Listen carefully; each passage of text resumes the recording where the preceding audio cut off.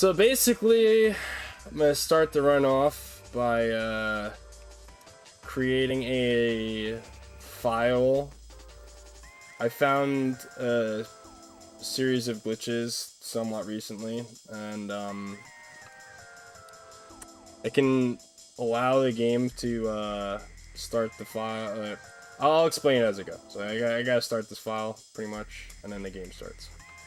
So, it's kind of a pain in the ass actually to do while you're starting a timer. There we go. Oh, I fucked up. Alright, so I'm gonna reset. Oh, actually, and I just thought of something really important as well, so I skipped ahead in the OST as well.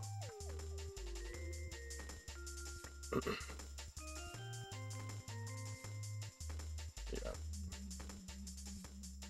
Knob polishing skit. Yeah. Oh, yeah. Oh boy. Right? What is more exciting than that? Not this gameplay, that's for sure. Whoa. So yeah, I want to just do this really quick in preparation. I should have done all this beforehand, but you know, I didn't really have the opportunity, unfortunately. And hopefully this won't fuck up.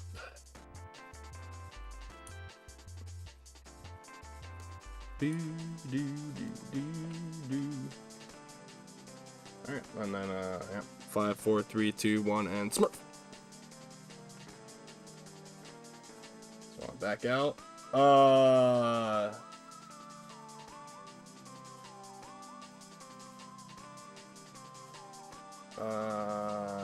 Crash the game maybe? Okay, I've never seen that before either. Ah, come on, already. Okay, well, it worked anyways. So yeah, I call this the fuck hee skip, and essentially it allows us to completely skip the text with Mr. Tip. That crazy shit that happened in the start of the menu there, that's not supposed to happen. That definitely lost me time. I don't know what the fuck happened. There's definitely some more crazy glitching that can happen in this game that I'm not entirely aware of. But yeah, so this is all bosses, and yeah, pretty much with the fuck he skip, it completely mutes the game. So that's why I kind of have Bomberman Hero here playing in the background. But it's actually a pretty fucking massive skip. It makes the game overall much more difficult because you have no sound, which is not necessarily essential for anything in the run. It helps a shit ton when trying to get into the moon early or space early. Also, you saw me fuck that clip up a bunch of times. That's called frame clip, and it allows us to get into all the boss levels early, so we can pretty much just get into whatever world we want at any time and go fight the boss immediately in this game. Oh shit, I'm fucking this up. That's not good. So for this boss, he's a big fucker. He's actually really difficult to get like an optimal fight on. We want to push that fish all the way up so that he gives us a fast cycle. If we did it perfectly, he would have dropped down immediately, and then we could have just killed him instantly. But it's pretty hard to do that fight really well, actually. I hate that fight, dude. Yeah, and in the whale, if you get late hits on him, it can actually be a massive problem. So it wasn't too bad. I would have absolutely reset this if this was a PB attempt, but also with that time loss at the very start is really not that bad or like that far behind. Now we have a ball here, so with the ball we can actually do a R clip, which we messed up, or we can just do a barrier clip and skip the barrier here and get into the boss, which is much easier than doing the frame clip. We can do another barrier clip here into the wall to save a cycle on this boss. This guy sucks. This was discovered by YP, Yoshi Pro, Damon, whatever the fuck you want to call him, a while back. It's pretty good tech. It saves like 6 seconds, I believe. We're gonna miss it. Oh, we clipped into the wall to show it off, and then missed the target. I actually almost recovered that, which would have been remarkable. I'm playing really bad right now. So I was too worried about my Mystical Ninja run and too relaxed with this game. Last run that I did in a marathon for this was actually absurdly good, and I got a sub 13, so I really can't ask for that great of a run. So now that we have both of these bosses beat, we can open the Pirates world without having to lose our overworld ball, which is pretty important because we want to have the overworld ball for both overworld movement and to clip into the barriers with ease. Not only is it easier to clip into the barriers with the ball, but it is also significantly faster, especially if you get the R clip. So pretty much every time we return the ball there, we want to just immediately start spamming to open the menu and then quit out to the castle, because it's much faster than leaving manually. And then from there we can do one bounce. I did two by accident, but we do one bounce and then not immediately, but like as soon as possible, but not as soon as possible, we can slap the ball into the loading zone. And yeah, I like totally fucked up there, so I wasn't paying attention. I forgot I have a new setup there actually, which I need to pay attention to. So this is discovered by AC maybe 2 years ago now or something, that within only when we start, like at the very start, you can hold Z and it allows the ball to transform 1 frame faster.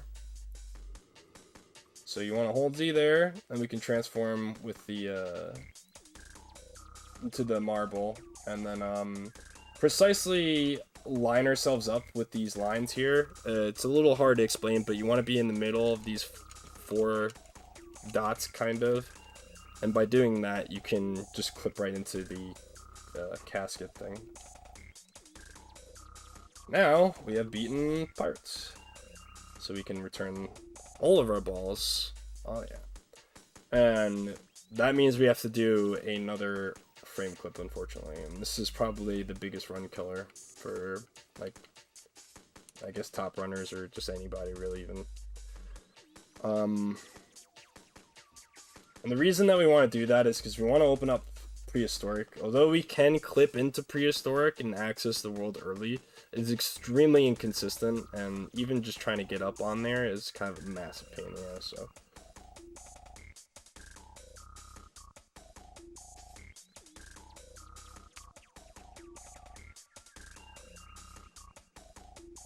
And I did recently figure out some super secret tech that actually completely broke this game, which I could maybe utilize here in order to skip the frame clip, but it should in theory still be much slower, so I'm just not going to do it. So we'll try performing our frame clip. We'll focus a little bit more this time. That's not a good start.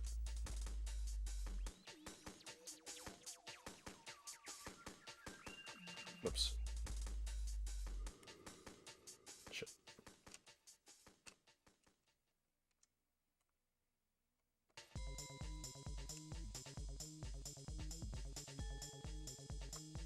There we go. What? Okay. So at the start here, we want to spam B. This is actually an old strat. AC came up with a ever so slightly faster strat for this. I think saves half a second that I don't really know and I'm not comfortable trying. So I just do the old strat, but I guess the new strat is also pretty consistent, so. And then from there we can buffer some inputs, which allows the ball to go straight to him. And then we can immediately slap the ball into the dinosaur, killing him.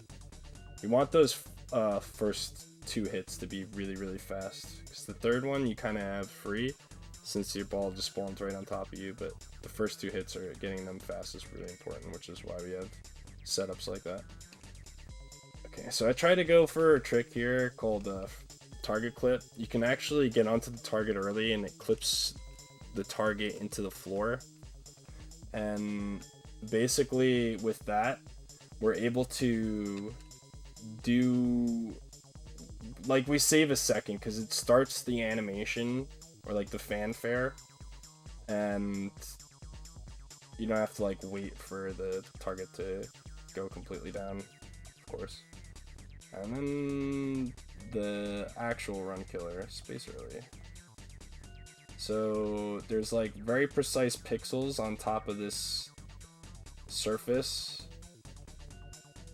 which if doing a ground pound and luckily landing on the pixel that we need, we can clip into space and access it without opening all the worlds.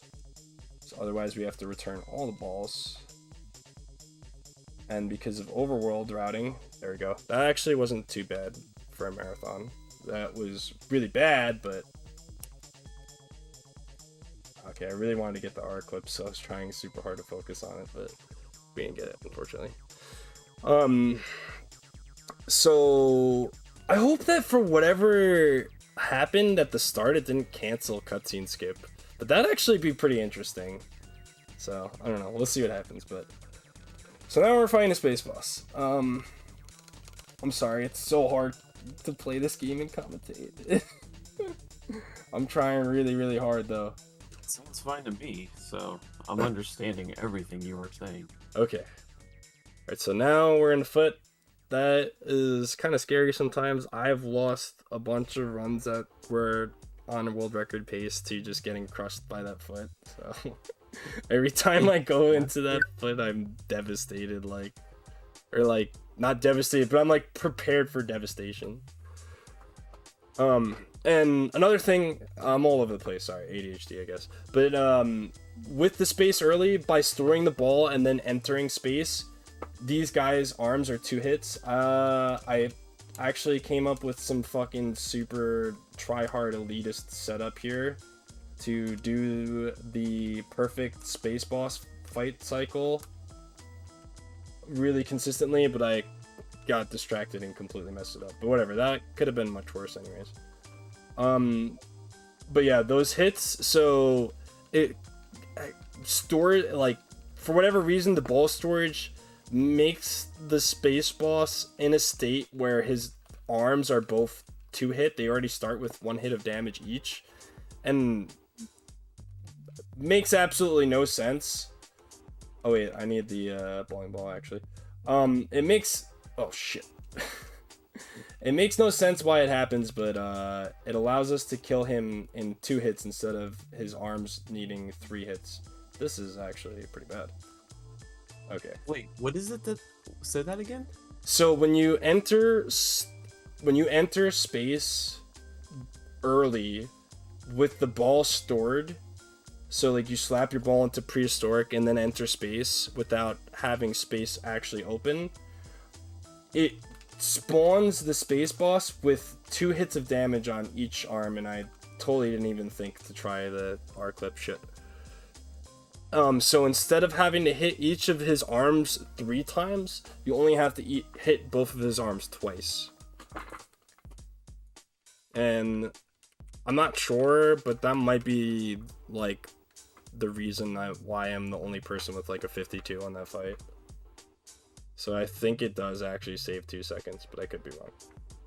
That's pretty crazy. I didn't know that. So this fight actually has a relatively quote-unquote free target clip, so hopefully I get it. This fight actually is probably the most challenging casually. This very convoluted puzzle, but there's a glitch here where we can just ground pound the switch twice really quickly, and it like sends the platform flying all the way up. Seizure warning. Oh yeah, and seizure warning. Yeah, so I missed the target clip because I had a poor bounce, but you can BBZ into the center there and hit the target as it's falling down. It saves a bunch of time. And then that's all the bosses. So that's Wow. why I decided to actually run this instead of any percent, because I recently, a few months ago, completely broke the game, and now we don't have to like fight any of the bosses to beat the game, and it's like it's like half of the time that it takes to do the run this way. So I really like this route in many ways, and I feel like this route displays a good like mixture of how broken it is, but also like still very quick and whatnot. I would like to mention two things that are pretty important for the run that I completely failed to mention because it's just so much shit happens so quickly. But one is the L canceling here. So by mashing L in like kind of a rhythmic thing, you can speed Glover up by he'll go up and down on the ball, and it speeds him up actually. And then another thing is, you saw me walking around at a diagonal. It's because we found out that diagonals actually move Glover faster, as well as some other intricate things that happen in the run that it's really hard to like kind of do self commentary. Works on easy too. It doesn't work on normal. Well, so L canceling does work on normal, but the thing is with easy, your movement is straightforward, but on normal, when you're on top of the ball, your inputs are inverted. So if you're gonna L cancel on normal, you pretty much need to be in the air, because if you're mid-air, it doesn't reverse your inputs, I believe, for some reason. But if you're on water or on solid ground, moving around on top of your ball, then it, like, for whatever reason, your inputs are inverted. I don't know why they decided that was one of the few things that was they would change in normal, but whatever. That and that and also the bonus levels they don't open at all on easy, but we can clip into the bonus levels anyways. So even if we're doing 100%, that's actually irrelevant. We just play on easy anyways. Another difference actually that I also forgot about is on normal you spawn with 5 lives, but since I discovered fuck he skip, which saves a shit ton of time, and that starts you off with 3 lives anyways, so it doesn't even matter. We start off with 3 lives. But yeah, that's clever. Woo! And I love this game. Also love Goemon. You should definitely consider speedrunning both of them. Everybody and anybody. And yeah, that's it. Are longer than this category. Oh yeah, I forgot to say that actually. The credits in this game are actually longer than the speedrun. So there's that. It's actually like 14 minutes for these credits or something. It's like something ridiculous. I think the credits are 16 minutes, but I could be wrong. They're pretty fucking long. It's because they just do like one name at a time though. It's kind of like text in OOT. But yeah, that's it for me. Well, sort of. I'll be racing Mr. Bones. Be sure to fucking bop that like, subscribe, follow. Woo! Become alpha today, baby. Woo! Yeah, we got Blunt Bunny coming up next, so yeah, stay tuned. Rolling out. The stream's gonna end real quick so Blunt can do his thing. I don't know, are you all cropped and ready to go? Ready to go, so just as soon as you cut, I'm gonna hit start streaming. Alright, so I'm gonna cut stream. Love you all. Peace! Stay rolling deep. I'm out of here.